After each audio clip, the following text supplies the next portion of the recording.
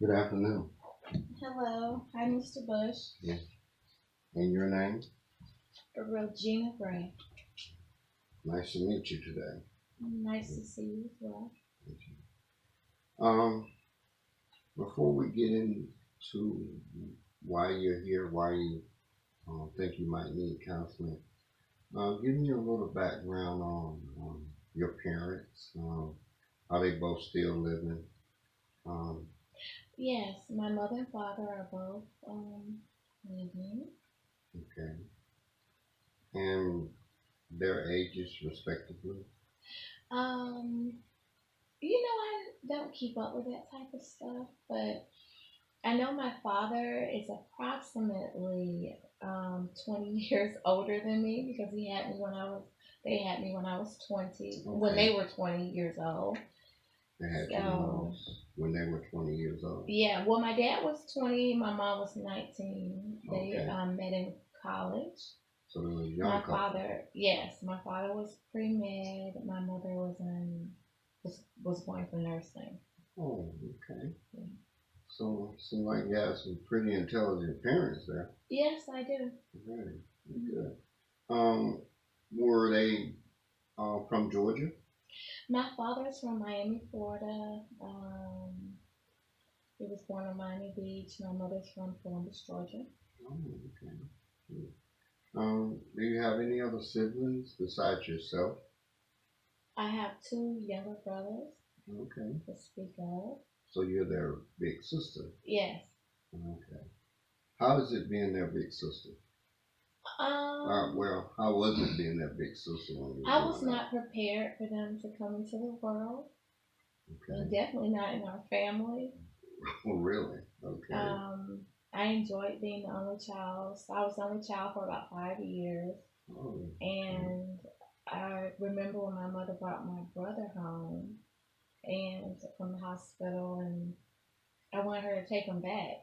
Oh, really? Yeah. How did that make you feel when she brought him home from the I hospital? think I was, the struggle of change was real. I can understand. And I remember, which he also remembers, like even years later when he got older, and we lived in Idaho. My father, Oh, okay. he didn't finish pre med, so he went to the Air Force. Okay. He wanted to become a pilot, Mm. and he scored the top score out of his whole class or that whole Oh, group that had taken the test. I think he may have missed one question on the entire test. But he found out blind as a bat oh almost. my goodness. I mean, he can see, but he Okay. needs glasses and things like that. And with the Air Force, you had to have naturally great vision, at least back then in the 70s. So instead of being a pilot, which was his dream, he ended up being an air traffic controller. Oh, so he became instead of a pilot, an air traffic controller. Yes, and then I want to go back. Okay, so we're going to regress to what I said before. Okay. The pre med, when he was in pre med, becoming a doctor was never his dream. That was his mother's dream. His mother's His dream. mother wanted to be a doctor. Her father said that she would have to go too far away and she would be gone too long. And Okay. so he talked her into being something else, which was, oh, just become a school teacher and you can go to Mm. school not too far Okay. and you could finish far more quickly. But her dream was that. So her firstborn child was my father, and she was going to make him become a doctor. But of course, that wasn't his dream. All right. So are they still? Oh, and then Yes. we Go were ahead. talking about Idaho. Okay. Okay, Idaho. so we lived in Idaho, and in Idaho they were like gypsies or something. I don't know. They're these different people. So I'd always tell my brother when he was little, "You're not really like a part of this family. Like mommy and daddy bought you from the gypsies. Oh my goodness. And so he would just burst into tears and run to my father or my mother and tell them, Gina said that, So you purchased me from the gypsies. okay. So what was the reason that you were telling him that? Were you jealous of him or bothered that he was in the world? Or... There was absolutely no reason for me to be jealous of him. Okay. But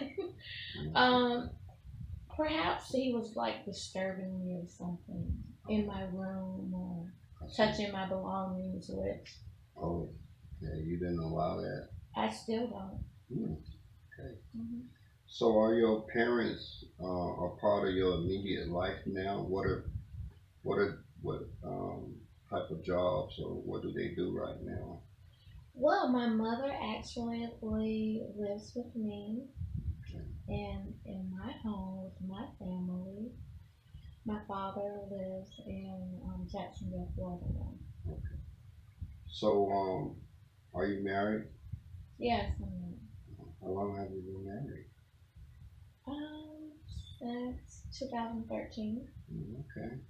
So your younger years, let's say, from the ninth grade to the 12th grade, did you have many friends? Yes, I did. Yeah. Yeah. So what did your friends think of you? If I had to ask one of your friends, what do you remember fondest about Gina? What would they say? They would say that I was spoiled, probably, Oh, uh, beautiful, beautiful. uh, Understand. a Christian. A Christian. Yeah, because that was like the biggest, I was always like witnessing and participating in church events. So you would say you grew up in the church? Yes, I did. Okay. So what type of positions were you a part of in the church? When I was 15, I taught the entire youth Sunday school, and we were in the inner city. The church was located in the inner city, so there were government projects that surrounded the church, Okay. and we did a lot of outreach to try to get the people to come. But the biggest outreach was to the youth. Okay. So we would win them, get them saved, and then eventually they would get their parents to come, grandparents. Oh, So I see. it was really effective. We also offered free breakfast every Sunday morning. Oh, that's wonderful. But of course, you had to come to Sunday school for Yeah. that. And it was grits, eggs, biscuits, bacon, sausage. Mm. So would you say you're a people's person? Um, that you are more socially in depth, that you like talking with and being around others? I really don't like to be around people. Really? I would prefer to be with my inner circle with my family. I'm a family person. Okay. So I would prefer to be with my husband, my children, my mother, you know. If your brothers, they're all both still living? Yes, they are. Okay. Are they a part of your immediate life now? No, my brothers are not. Okay. And that's like a really sore spot for me. Oh, okay. And it brings me sadness. So what, if I had a chance to talk with your brother, what type of character would they say my sister is? What? They would say that I'm a drama queen. Okay. Okay. Okay. However, I am not. Well, And I want you to know that I am passionate. passionate. I'm a very passionate person. And I believe in doing what's right. I believe in standing up for what's right. And yeah. Are there anything about your past where your parents instill a lesson in you about life in general? Well, yes, of course my parents did, and also God did. Okay. And God is our Father. I remember my dad. He always said when I was younger that God is our Father. So of course He's my dad. Yeah. Daddy's my dad. But that God was His Father. But I wasn't God's granddaughter because of my dad. God was still directly my Father. And I could always go to Him, and He will always take care of me, and He will always lead and guide me. Even if at some point my father wasn't there, that God would always, be there. Oh, And I remember I was at South Miami High School, and I was taking AP Biology, okay. and there was a teacher. He always rode his bicycle to school. And so towards the beginning of the semester, I'm a probing person. Okay. So we kind of got off track, and I was probing a little bit. And somehow we got on to him sharing a story about him being a teenager. And he shared that he stole his parents' car Mm, when he was about 13 or 14 years old, um, just for like a joyride. okay. Just around the neighborhood he thought he was going, and he killed one of his classmates. Oh, good. How tragic. Yeah, it was devastating. So that kind of explained the reason why he would come to school every day with a coffee mug that was filled with liquor. Oh, And then my when he goodness. told me that story, he would always make little comments, and everybody knew that I was a Christian. So he would always make these little comments about, there's no God, that's just what people have created, in their own imagination, the idea of God, and there's no God. And science is really, you know, the Okay. way we came about. And so when I heard that story, I said, oh, and I've always been a very forward type of person. So me being about 14 or 15 years old myself, Okay. I said to him, well, that's the reason why you say there is no God, because you're just angry with them that you killed someone. Okay. So, would you say you had a passion for believing in God? Is that what Yes, you're saying? yes. Okay. And the idea too with this particular person, after I said that, it went, the rest of the school year was a nightmare. He was always saying horrible things about Christians and about God in general. And then there was another particular student in the class that several times he just blasphemed God. Oh my goodness. And they like fed off each other's hatred and evilness. And there were other students that I knew were Christians also, but they wouldn't dare reveal that they were Christian. I was like the battling ram. I was the only one that they Yeah. knew was a Christian. And of Okay. course, I would say things in defense of my faith and my belief in God. But it was like really a nightmare to go to school every day to that class. And then a pastor, um, friend of my father's, he came by out the blue, just popped up. And my dad said, hey, what are you doing here? And he said, oh, God told me to come by. And so my dad said, okay, what is God saying, Yeah. And of course, we believe God speaks, still speaks. And he said, well, God told me that Gina is being persecuted at school Mm. for his sake.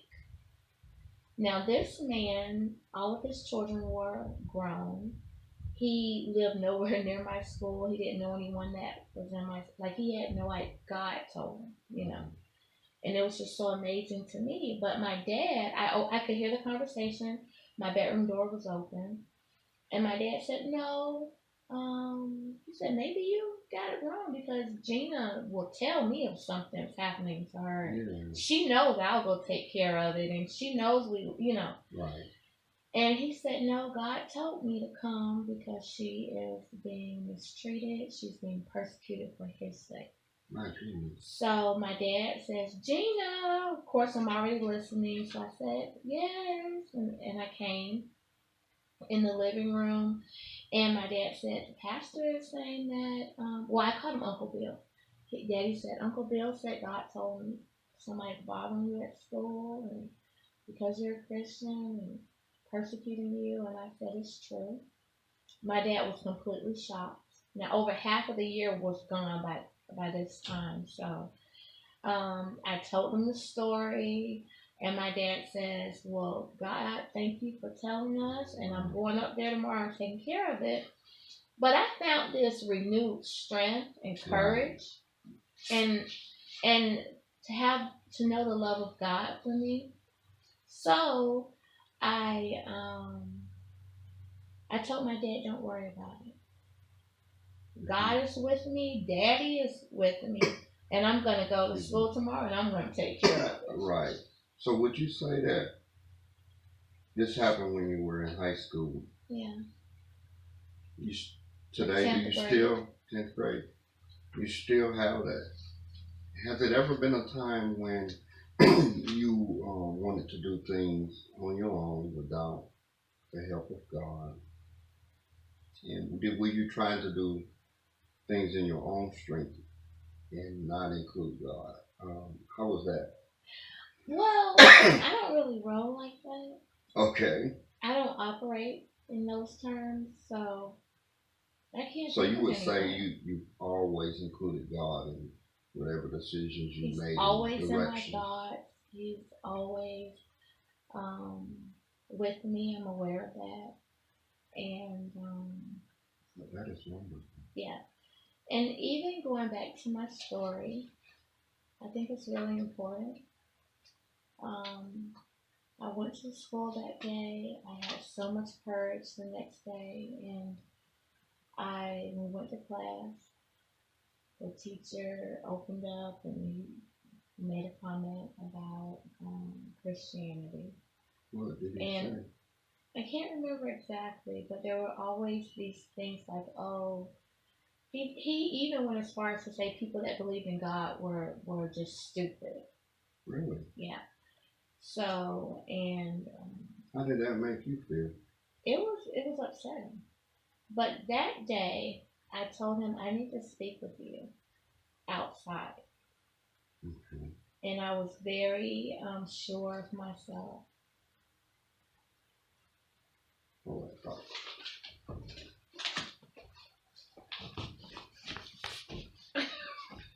What happened? It cut off?